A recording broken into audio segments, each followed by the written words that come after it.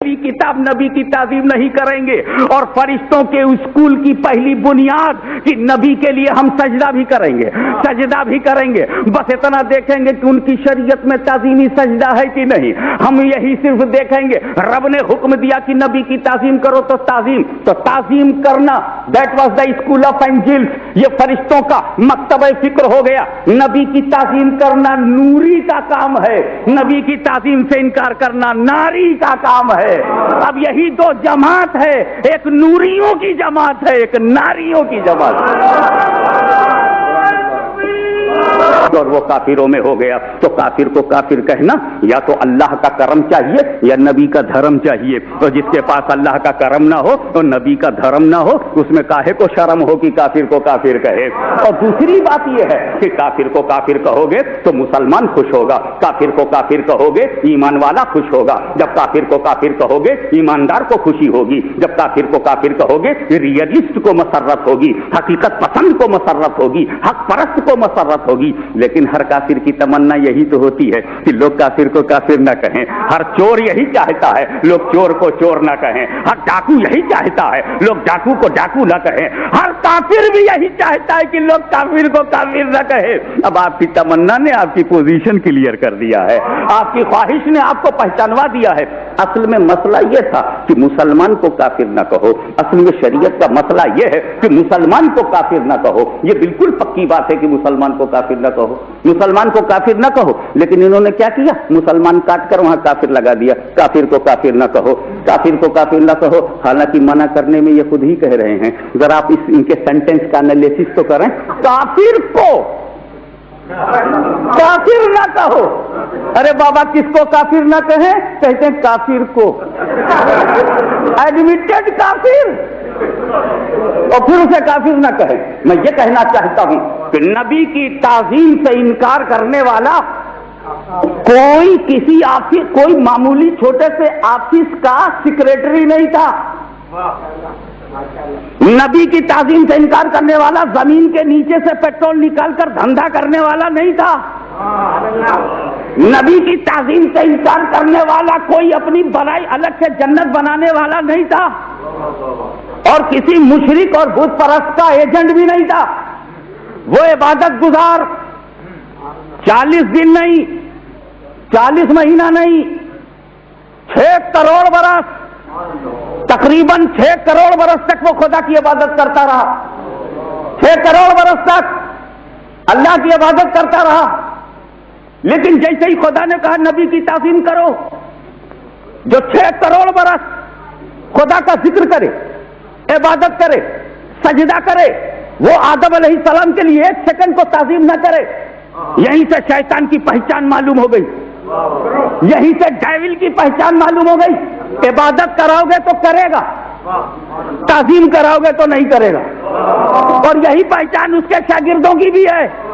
इबादत कराओ तो करेंगे, ताज़ीम कराओ तो नहीं करेंगे। नमाज कहो तो पढ़ेंगे, रोजा कहो तो रखेंगे, हज कहो तो करेंगे, ज़कात कहो तो देंगे। और नमाज के लिए तो शहर शहर, नगर नगर, गांव गांव, मुल्क मुल्क जाने को तैयार है। मस्जिद मस्जिद, दरवाजा दरवाजा, डोर टू डोर जाने को तैयार है। नमाज के लिए चाहे जितना दूर भेज दो चलने को तैयार है। लेकिन नबी की ताज़ीम की बात करो तो इनकार कर देते हैं। यानी जितने पे वो तैयार था उतने पर ये भी तैयार हैं, और जहां उसका इनकार है वही इनका इनकार है। तो जो उसका रिजल्ट है वही इनका रिजल्ट है। आप जरा गौर फरमाइए कि first disbeliever of the world, ला इलाहा इल्लल्लाह के इनकार से कोई पहला काफिर नहीं है। ला इलाहा इल्लल्लाह का इनकार करके कोई पहला काफिर नहीं, वो पहला काफिर नबूवत की ताज़ीम से इनकार करके हुआ। बहरहाल आदम अलैहिस्सलाम आए और उन्होंने इब्लीस की बढ़ती हुई कुव्वतों को महदूद कर दिया और न जाने कितनी रुकावटें डाल दी। आप गौर कीजिए, उसे महसूस हो गया कि डायरेक्ट फाइट करना मुश्किल है। आदम अलैहिस्सलाम ने इब्लीस के हौसले तोड़ दिए, शैतानी कुव्वतों और इरादों को महदूद करके उसको डिमोरलाइज कर दिया। नतीजा ये निकला कि उसने भी अपने नुमाइंदे बनाने शुरू कर दिए। एक तरफ शर नुमाइंदा ढूंढ रहा है, दूसरी तरफ खैर तहफ्फुज़ का इरादा लिए हुए है। चुनांचे जब फिरौन ने अपनी फिरौनी ताकत, अपनी कुव्वत, हुकूमत का दबदबा, अपने खुदाई ऐलान, अपनी डिक्टेटरशिप, अपनी मुतलकुल अनानियत और अपने को खुदा कहलाने का फासिद जज्बा جب لے کر کے وہ ابھرا تو ایسے ڈکٹیٹر کو دریائے نیل میں ڈبونے کے لیے خدا نے موسیٰ کلیم اللہ کو بھیجا. موسیٰ کلیم اللہ ہے، سکتی انسانیت کو سہارا مل گیا، بے چین سماج کو چین مل گیا، بے قرار انسانیت کو قرار مل گیا. فرعون کی دھجیاں اڑ گئیں، دریائے نیل کی تہوں میں وہ ہمیشہ کے لیے ڈبو دیا گیا، مگر لوگوں کے لیے وہ ایک مثال بنی رہے. اس کی لاش کو بچا کر لوگوں کے لیے ایک عبرت کی بات ہے. اور اس کو ہم دیکھتے ہیں کہ جیسے جیسے شر نے سر اٹھایا، جیسے جیسے کفر نے سر اٹھایا، جیسے جیسے راہ خدا میں چلنے کی طاقتوں کو روکنے کے لیے شر نے سر اٹھایا، ویسے ویسے اللہ نے اپنے کرم سے نبی بھیجا. اور ایک بات اور بھی رہی کہ جس دور میں جو کریٹیریا تھا، معیار تھا کسی کے عظیم ہونے کا، کسی کے شریف ہونے کا، کسی کے اعلیٰ ہونے کا، اس معیار کو سامنے رکھا گیا. فرعون کے زمانے میں سب سے بڑا وہ سمجھا جاتا تھا جو جادوگر ہو، سب سے بڑا وہ سمجھا جاتا تھا جسے بلیک میجک معلوم ہو، سب سے بڑا وہ سمجھا جاتا تھا جو رسیوں کو سانپ بنا دے، سب سے بڑا وہ سمجھا جاتا جو چھوچھا کر کے اژدہا بنا دے، بڑا بڑا کوبرا بنا دے، سانپ بنا دے. ایسے دور میں ایسے لوگوں کو جو ایسے لوگوں کو طاقتور سمجھ کر کے ان کے آگے جھک جاتے ہیں، ان کی اصلاح کے لیے موسیٰ کلیم اللہ ہے. اور ایک عصا نے ان کے سارے سانپوں کو نگل لینے کا جب مظاہرہ کیا تو اس مظاہرے سے ہی حق ظاہر ہو گیا. ایک وقت وہ تھا جب انسانیت میں جب حصے صحیح بیدار ہوا، جب انسانی سماج ڈیولپ کر کے ایک ایسے موڑ پر آیا، ایک دور ایسا آیا جس میں حسن جمال اس کا معیار بنایا گیا، حسن و جمال کو معیار بنایا گیا. جو بیوٹی سے اٹریکٹ ہوا کرتے تھے، جن میں جمالیاتی ذوق ڈیولپ ہوا، تو جب ایسا سماج آیا تو پھر ان کی اصلاح کے لیے رب تبارک و تعالیٰ نے یوسف علیہ السلام کو چنا کہ حسن کے پیچھے بھاگ کر باطل کی طرف جانے والوں، میں وہ حسن تمہیں دے رہا ہوں جو حق کی طرف لے آنے والا ہے. ایک انسانی برادری میں جب اور بھی ڈیولپمنٹ ہوا، کیونکہ دھیرے دھیرے ذہنوں کا ڈیولپمنٹ ہوتا رہا، انسانی سوچ، علم، سمجھ یہ ڈیولپ ہوتی چلی گئی، تو ایک دور ایسا آیا جو دکھ کو دور کر دے، جو بیچاروں کا چارہ بن جائے، جو بے سہاروں کا سہارا بن جائے، جو مریضوں کو شفا دے دے، جو بیماریوں کو دور کر دے، جو دکھ کا ساتھی ہو اسے سماج میں سپریم پوزیشن دی جاتی تھی، عزت کی نگاہ سے اسے دیکھتے تھے. جو دکھیوں کا دکھ دور کر دے، جو بیماروں کی بیماری کو دور کر دے، اور حد تو یہ کہ جو مردے کو زندہ کر دے، اس کو بڑا اونچا مقام ملتا تھا. تو ایسے سماج کی اصلاح کے لیے حضرت عیسیٰ مسیح دنیا میں تشریف لے آئے اور انہوں نے حق کا راستہ دکھایا. لیکن میرے دوستو، جب پورا انسانی سماج ترقی کر کے ہر صفات میں، اب اس میں ہر صفت آ گئی، فن سپیگری اس میں ہے، لڑنے کا ڈھنگ اس میں ہے، قادر الکلامی اس میں ہے، حسن و جمال کا شعور اس میں ہے، فضل و کمال کی دلدادگی اس میں ہے، علم و ادب اس میں ہے، تجارت کا شعبہ اس میں ہے، انتظام و انصرام کی صلاحیت اس میں ہے، سرداری کا جوہر اس میں ہے، بیماری کو دور کرنے کا جذبہ اس میں ہے، حسن و جمال کی وقت اس میں ہے. جب انسان کا دماغ ترقی کی انتہا کو پہنچا تو اب ایسے نبی کو نہیں بھیجا جائے گا جو چند صفات لے کر آیا ہو، ایسے سماج کو جو قیامت تک رہبری کرے. ایک ایسا نبی بھیجا گیا جس میں ساری صفات موجود ہوں، جامع صفات بن کر کے آوے، جامع صفات بن کر کے آوے. کہ اس وقت جب حسن یوسف بے نقاب ہوا تھا تو عورتوں کی انگلیاں کٹ گئی تھیں، اب ایسے حسن کی ضرورت تھی کہ وہ عرب میں بے نقاب ہو تو مردوں کی گردنیں کٹ جائیں، اس حسن پر گردنیں بدر و احد، خیبر و خندق میں کٹ جائیں. ایسے نبی کی اب وہ نبی آیا، اس نبی نے اپنا پیغام دیا، آخری نبی بن کر کے آیا. اب مگر میرے دوستو، اس کے ابو جہل، ابو لہب کی سازشیں، چراغ مصطفی سے شرار ابو لہبی کا تصادم، لیکن پیغمبر کی چراغ کی روشنی نے جب شرارے کو ختم کر دیا اور ابو جہل، ابو لہب اور عتبہ اور شیبہ کی تحریکیں دب کے رہ گئی، انسانیت کو سکون مل گیا، بھٹکوں کو راہ مل گئی، گمراہوں کو راستہ مل گیا، متلاشیہ نے حق کو سراپا حق مل گیا اور حق والا بنا دیا. لیکن ادھر نبی نے آنکھ بند کی، ادھر نبی نے آنکھ بند کی. تو ایک طبقہ کھڑا ہو گیا، ہم زکات نہیں دیں گے۔ منکرین زکات کی دریدہ ذہنی جب سامنے آئی تو میں تفصیل میں نہیں جانا چاہتا، عزم صدیق اکبر، استقامت ابو بکر، تربیت مصطفیٰ کا نتیجہ، نگاہ مصطفیٰ کا انتخاب، دربار نبی کا سند یافتہ، بارگاہ مصطفیٰ کا پروردہ، صدیق اکبر نے ایک فیصلہ کیا کہ میں ان سے قتال کروں گا جو منکرین زکات ہیں، میں چاہے اکیلا اس کے لیے چلوں۔ بہرحال پوری قوم متحد ہو کر قتال کیا۔ فتنہ ارتداد کو جس طریقے سے مٹانا چاہیے اسی طریقے سے مٹایا، بل پاس کر کے نہیں مٹایا، کثرت رائے لے کر نہیں مٹایا، وجود میں مٹا دیا۔ ارے کاغذ پر مٹانا اور ہے، زمین پر مٹا دینا اور ہے۔ تو صدیق اکبر نے زمین پر منکرین زکات کو مٹا دیا تھا، فائل میں نہیں مٹایا۔ پھر غیر مسلم ڈکلیئر کر کے چپ نہیں بیٹھ گئے، بلکہ انہیں وہ انجام دے دیا جو غیر مسلم کا انجام ہونا چاہیے۔ یہ صدیق اکبر نے کیا۔ نتیجہ یہ نکلا کہ جب سازشیں بڑھتی چلی گئیں تو کچھ لوگوں نے سوچا کہ اب یہ زکات سے انکار کر کے، نماز سے انکار کر کے، روزے سے انکار کر کے تو کام چلے گا نہیں۔ نتیجہ ایسا کرو کہ اب خلافت راشدہ ہی سے انکار کرنا شروع کر دو۔ یہ فتنہ کہیں نہ کہیں اس دنیا کے کسی نہ کسی حصے میں ہے کہ خلافت راشدہ ہی سے انکار کر دو۔ چنانچہ ایک پورا ملک اس کی نمائندگی کر رہا ہے، ہو سکتا ہے اس کے اور بھی دوسری جگہ پر لوگ ہوں۔ فتنے چلا اور حضرت عثمان غنی کو بلوائیوں نے جو گھیرا، مگر قربان جاؤ ارادہ عثمانی پر، قربان جاؤ احترام دیار نبوی کے جذبے پر، قربان جاؤ رب کی اور رسول کی رب کی مشیت اور رسول کی طبیعت پر راضی ہونے کے جذبہ عثمانی پر دل قربان ہو جاتا ہے۔ ان کی ادا نے بغیر جنگ کے بلوائیوں کو رسوا کر دیا، پہچانوا دیا۔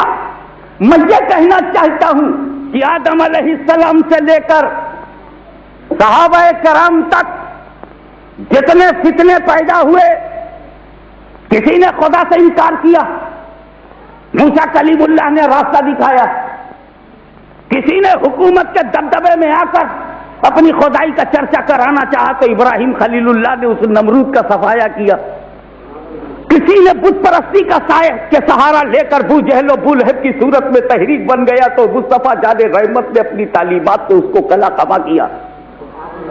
انسانیت مطمئن ہو گئی، اس کو راستہ ملا۔ منکرین زکات کی صورت میں جب ابلیس نے فتنے کو منکر زکات بنایا، فتنے کو منکر زکات بنایا تو صدیق اکبر نے اس کے پڑاخ سے اڑا دیے، اور وہی جب اس نے بزدلانہ طریقے سے عثمان غنی پر کلمہ پڑھوا کر حملہ کروایا تو استقامت اور صبر عثمانی نے اور دیار حبیب کے احترام کے جذبے نے عثمان غنی کی اس قربانی سے ہم نے بلوائیوں کو پہچان لیا اور اپنے کو قاتلان عثمان سے الگ کر لیا۔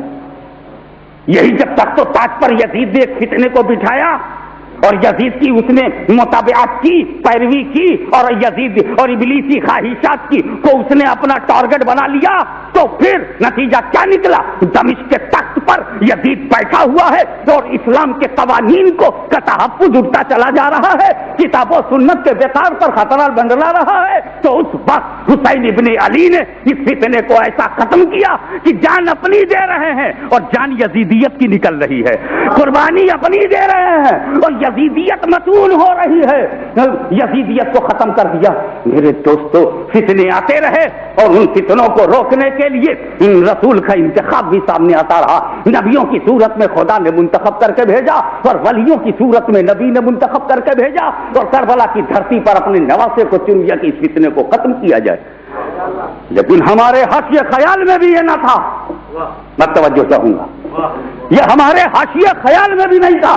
ہم یہ سمجھتے تھے کہ کوئی فرعون خدا بننے کا دعویٰ کر سکتا ہے، ہم یہ مانتے تھے کہ نمرود خدا بننے کا دعویٰ کر سکتا ہے. ہم یہ مانتے تھے کہ ابو جہل شرک و بت پرستی کے دلدل میں پھنس سکتا ہے. ہم یہ مانتے تھے کہ بے دل سے پڑھے ہوئے لوگ جو ہو سکتا ہے انکار زکات کر دے. ہم یہ مانتے تھے کہ کہیں اقتدار کے نشے میں کوئی حسین کی عظمت سے انکار کر دے. یہ ہم مانتے تھے، مگر ہمارے دل میں تو یہ نہیں تھا کہ کوئی بھی عالم دین، کوئی پڑھا لکھا، کوئی مدرسے کا شیخ الحدیث، کوئی شیخ التفسیر، کوئی شیخ الاسلام کہلانے والا، کوئی شیخ الہند کے نام سے مشہور ہونے والا، کوئی اپنے کو حکیم الامت کے روپ میں پہچانوانے والا نمازیں بھی پڑھے، روزہ بھی رکھے، حج بھی کرے، دعوی حنفیت بھی کرے، مگر پیغمبر پر ایسے حملے شروع ہو جائیں.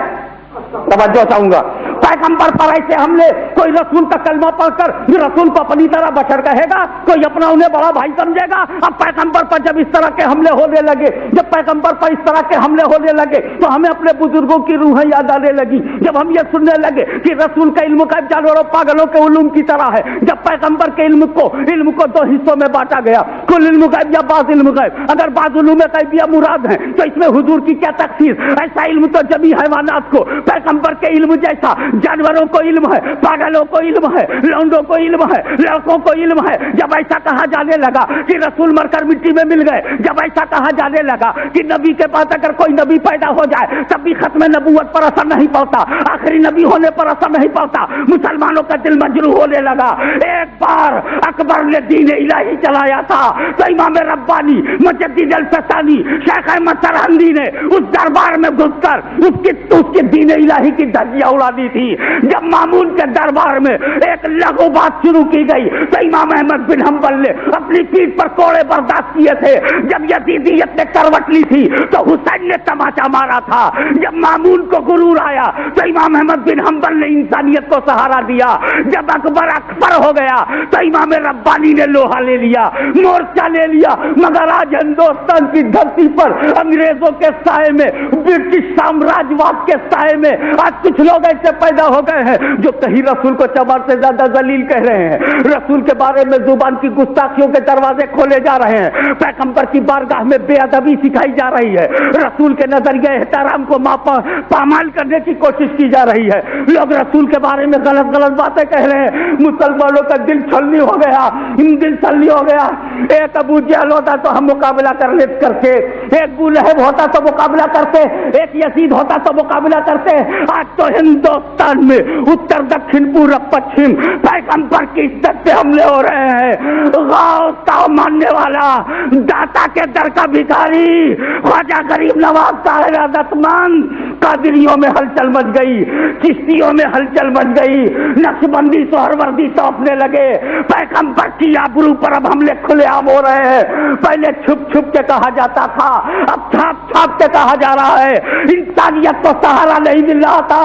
لوگوں نے اپنی توجہ گنبد خضرا کی طرف مرکوز کر کے جب امت نے ایک آہ نکالی کہ اس طوفان بدتمیزی میں ہمارا ایمان کیسے بچے گا، تب تک روحانی مصطفیٰ کو تبسم دیکھا اور انہوں نے مسکرا کے کہا، اے لوگوں نہ گھبراؤ، اس ذلیل تحریک سے بچانے کے لیے میں تمہیں احمد رضا دے رہا ہوں، جو بریلی میں رہ کر لاہور کی عظمت سکھائے گا، جو بریلی میں رہ کر خواجہ کی رفعت بتائے گا، اور جو بھارت میں رہ کر بغداد والے تک لے جائے گا. ایسا احمد رضا.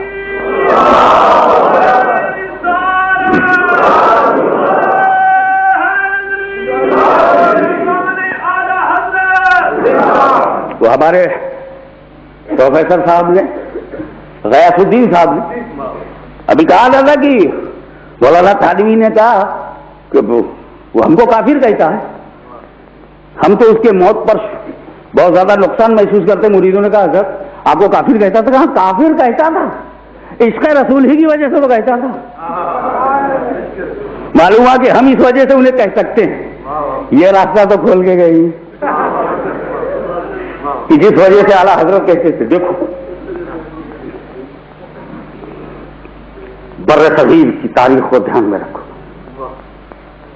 خانقاہیں آباد ہیں، خانقاہ کی روح کہاں ہے؟ اجمیر مرکزی عقیدت ہے، مگر غریب نواز کے علاوہ آج کوئی زندہ شخصیت، تب کوئی زندہ شخصیت، صابر کلیری پر میرے ماں باپ قربان، مخدوم کلیئر کی ایک ایک رانائی پر ہاشمی کی زندگی قربان. لیکن کلیئر شریف میں آستانے کے علاوہ کیا ہے؟ ایسی خاموش خانقاہیں برٹش پیریڈ میں الا ماشاءاللہ ہمیں یہ معلوم تھا کہ کوئی گنہگار توبہ کرے تو کیسے توبہ کرا دیں، وہی ارادہ بیعت سے آیا ہو تو کیسے بیعت کے صیغے اس کے منہ سے اجرا کرا کر کے مرید کر لے میں. فجر ظہر اثر اور مغرب میں کون کون سے ذکر کے کلمات اسے بتا دے میں، خالی وقتوں میں اشراق، چاش اور تہجد کے بارے میں کیسی باتیں، موٹی موٹی باتیں بتا دے میں. یہی تک ہم تھے، ان میں سے کچھ لوگ اس سے زیادہ سے آگے تھے، لیکن وہ خانقاہی رنگ، خانقاہی رسم و رواج، خانقاہی راستہ اور اصول یقیناً وہ مشاہدے کی بنیاد پر مرکز بنا ہوا تھا. جس کا جیسا مشاہدہ تھا وہ ویسا ہی تھا.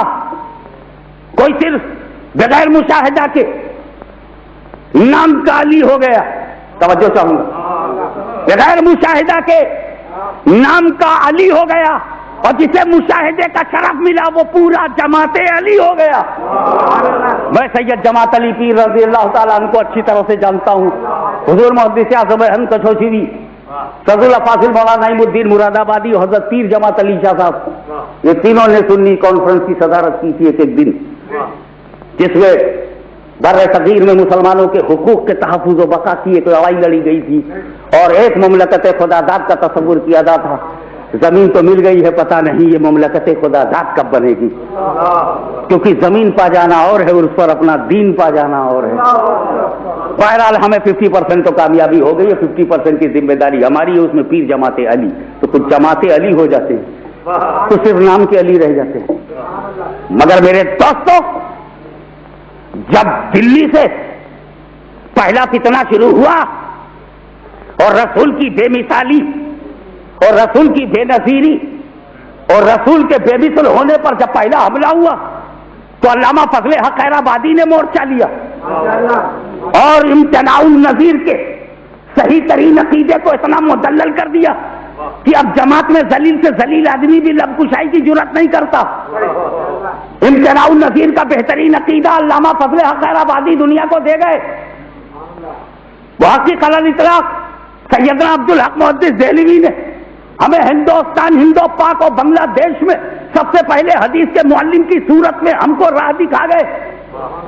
لیکن خاموش خانقاہوں پہ جب حملے ہونے لگے، چپ مشائخ پر جب اٹیک ہونے لگے، جب سلسلہ چشتیہ، سلسلہ قادریہ، سلسلہ نقشبندیہ، سلسلہ سہروردیہ کے اوراد و وظائف کو جعلی، بدعت، نقلی، حرام کہنے کی تحریکیں چلنے لگی، تو اس وقت ہر خانقاہ اپنے مرید کو مرید اور اپنے ارادت مند کو توبہ ہی کراتی رہی. یہ صرف بریلی میں بیٹھا ہوا احمد رضا ہے جس نے خانقاہی نظام کو دلیلوں سے مدلل کیا. فاتحہ ہم کریں، ثابت احمد رضا کر رہے ہیں. چادر ہم چڑھاویں، ثابت احمد رضا کر رہے ہیں. نذرانے ہم لے، سنت احمد رضا ثابت کر رہے ہیں. معلوم ہوا سارے پیروں کے لیے، سارے درویشوں کے لیے، سارے مشائخ کے لیے، سارے فقہا کے لیے، ساری درگاہوں کے لیے جو اکیلے لڑا ہے اس کا نام امام احمد رضا ہے. اور وہ لڑائی زبان سے نہیں لڑے، وہ لڑائی تحریر سے، قرآن سے شروع کیا، حدیثوں کا حوالہ دیا، فقہا کی آرا بتائی اور اس کے بعد مدلل کیا. مطلب یہ جسے ہم ولادتن کرتے رہے اسے احمد رضا نے شریعتن کرا دیا. جو ہم ولادتن انہیریٹنس پراپرٹی آئے میں سنا محدث اعظم جو کر رہے تھے میں کر رہا ہوں، دادا جو کر رہے تھے محدث اعظم کر رہے تھے، ایک انہیریٹڈ اور ایک وراثت میں ایک چیز چلتی رہی. امام احمد رضا نے ہمارے عمل کو مدلل کیا. میں یہ نہیں کہتا کہ دلیلیں گڑھی ہیں، میں یہ نہیں کہتا کہ ان کے فتوے ماخذ سے محروم ہیں، میں یہ نہیں کہتا کہ انہوں نے اپنی طرف سے کوئی بات کی ہے.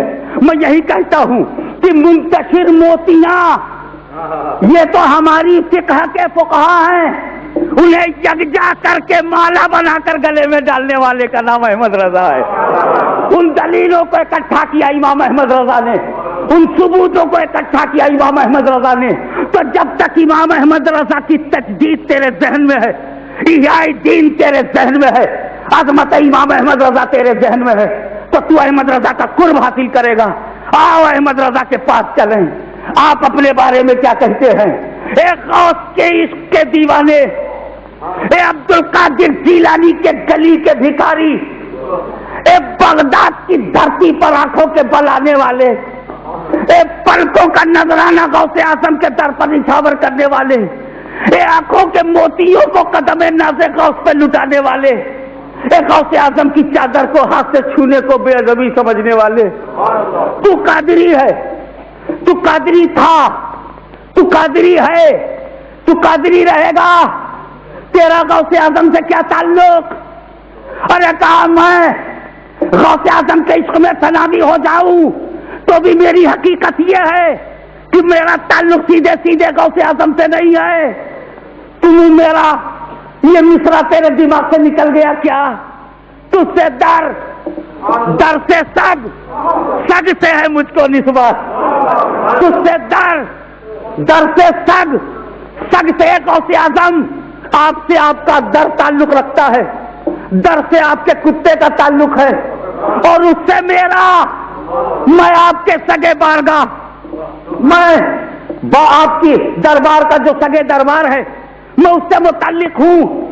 امام احمد رضا عشق رسول کا سمندر, احترام اولیاء کا دریا, حقائق معرفت دریائے معرفت کا گوہر, صاحب انشا پرداز, محقق, مجدد, محدث, مفسر, اور اپنے کو بارگاہ غوث اعظم میں اس طرح پیش کرتا ہے تجھ سے در سے سگ سے ہے مجھ کو نسبت. ارے جو جملہ کمالات عالیہ رکھتے ہوئے غوث کے کتے کی غلامی پہ فخر کرتا ہو, اس سینے میں مدینے کا کیسا احترام ہوگا, رسول اعظم کا کیسا احترام ہوگا. اسی لیے میں کہتا ہوں محدث چاہو تو آج بن جائیں گے, تم اگر چاہو تو محدث بھی بنیں گے, تم چاہو تو مقرر و خطیب بھی بنیں گے. خطیب بننا, مقرر بننا, مدرس بننا, پروفیسر بننا, اوریٹر بننا یہ مشکل نہیں ہے, مگر احمد رضا بننا بہت مشکل ہے. احمد رضا بننا بہت مشکل ہے, اس لیے کہ احمد رضا ہندوستان کے کسی شہری کا نام نہیں, احمد رضا بریلی کے کسی رہنے والے کا نام نہیں, خدا کی قسم کسی پٹھان کا نام احمد رضا نہیں.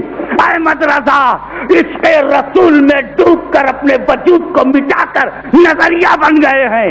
اب ہر عاشق رسول احمد رضا ہے, عشق رسول کا جذبہ احمد رضا ہے, پھر رسول کا حوصلہ احمد رضا ہے. امام احمد رضا میں امام احمد رضا اس لیے آسانی سے نہیں بنیں گے. کتاب اللہ کی سمجھ, توجہ چاہوں, کتاب اللہ کی سمجھ, حدیث کا عرفان, صحیح غلط کی پہچان, اصول فقہ, تفقہ, دین کی بلندی, روایات کا علم, مفسرین کی آراء, اجتہادی صلاحیت, استنباطی قوت, استخراجی قوت.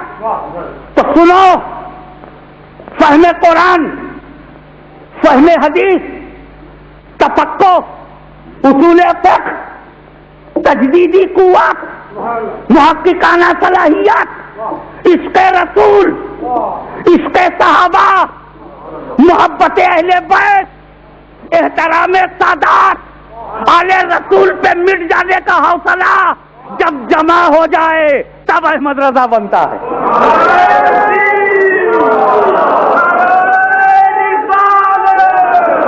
سنو, امام احمد رضا فاضل بریلوی آل رسول کی بارگاہ میں ہمارا احرام طہارہ میں حاضر ہوتے ہیں, عالم ہے. بتایا نا ہمارے غیاث الدین صاحب نے مولا تعالیٰ اور علم میں عمل میں برکت عطا فرمائے, بتایا نا انہوں نے 13 سال کی عمر میں 14 سال کے اندر سب سے پہلا فتویٰ دیا تھا اور بہت ہی وہ باریک مسئلے سے متعلق تھا، بہت ہی زیادہ اس میں کیلکولیشن کی ضرورت تھی، لیکن وہ صحیح ترین فتویٰ تھا۔ جو 13 سال کی عمر میں مفتی اعظم ہو، فقیہ اعظم ہو،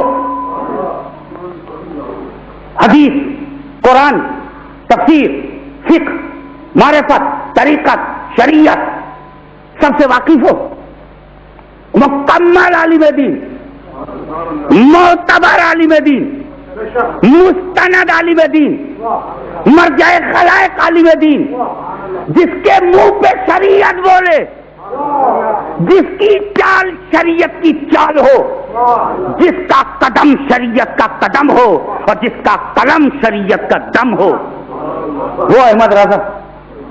لیکن بے پناہ علوم دین کو حاصل کیا، علوم دین کو حاصل کیا، مکمل عالم بن گئے، لیکن اپنے کو مکمل کب سمجھا؟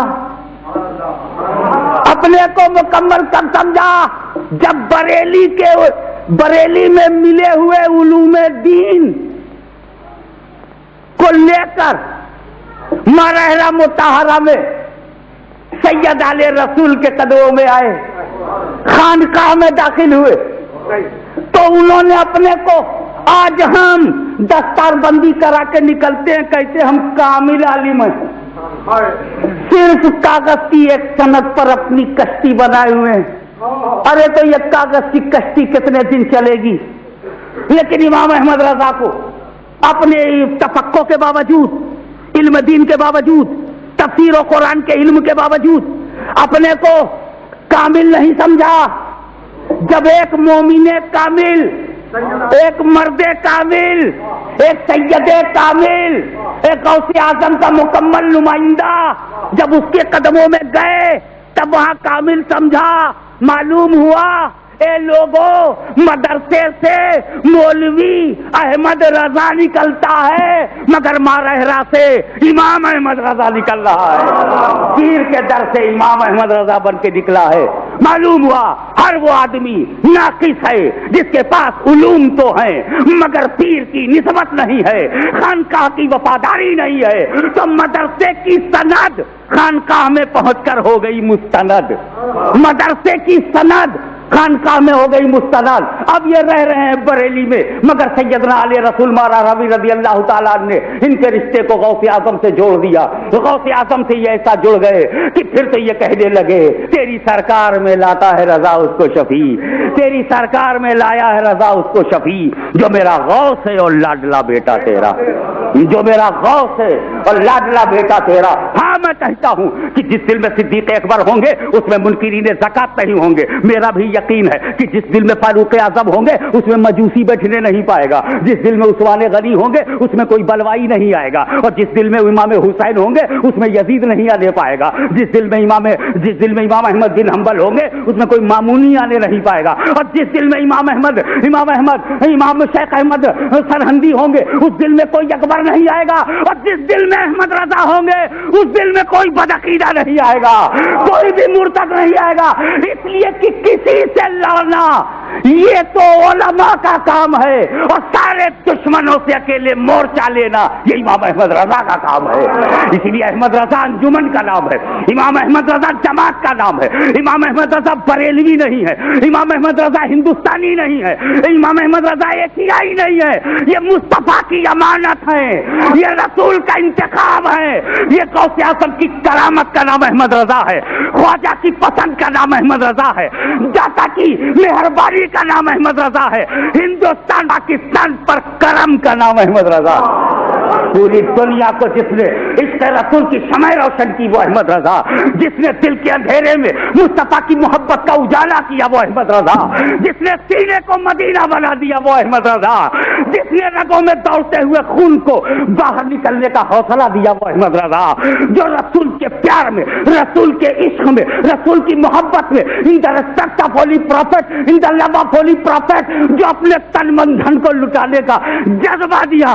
یاد رکھنا احمد رضا کو کوئی مٹا نہیں سکتا، احمد رضا کو کوئی مٹا نہیں سکتا، اس لیے کہ احمد رضا آدمی کا نام نہیں ہے احمد رضا، انسان کا نام نہیں ہے، ایک نظریے کا نام احمد رضا ہے، تھاٹ آف اسکول کا نام احمد رضا ہے، ایک وچار دھارا کا نام احمد رضا ہے، ایک مکتب فکر کا نام احمد رضا ہے۔ اگر نجد کی دھرتی سے کوئی بدعقیدہ اٹھا، نجد کی، قادیان کی یا تہران کی دھرتی سے کوئی بدعقیدہ اٹھا اور پیغمبر کی عزت پر حملہ کیا اور کسی سنی نے اس گستاخ کو تماچا مار دیا تو اس تماچے کا نام احمد رضا ہے، اس انقلاب کا نام احمد رضا ہے، اس بے باکی کا نام احمد رضا ہے، اس جرأت رندانہ کا نام احمد رضا ہے۔